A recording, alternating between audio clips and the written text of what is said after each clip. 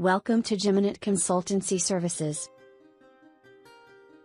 Let's see how to design a dynamic footers by using Snippets tools.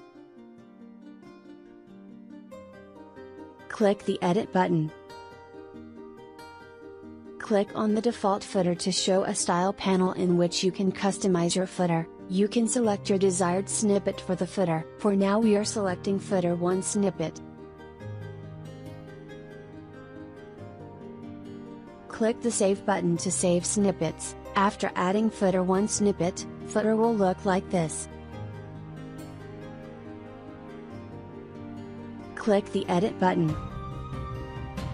Click on the default footer to show a style panel in which you can customize your footer. You can select your desired snippet for the footer. For now we are selecting footer 2 snippet.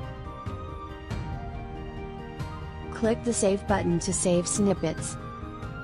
After adding footer 2 snippet, footer will look like this.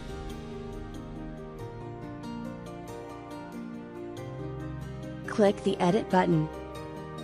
Click on the default footer to show a style panel in which you can customize your footer. You can select your desired snippet for the footer. For now we are selecting footer 3 snippet. Click the Save button to save snippets. After adding footer 3 snippet, footer will look like this.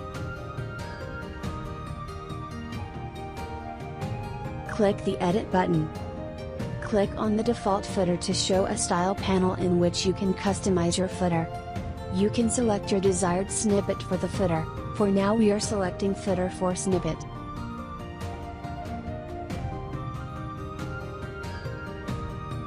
Click the Save button to save snippets. After adding footer 4 snippet, footer will look like this. Click the Edit button. Click on the default footer to show a style panel in which you can customize your footer. For now we are selecting footer 5 snippet. Click the Save button to save snippets. After adding footer 5 snippet, footer will look like this.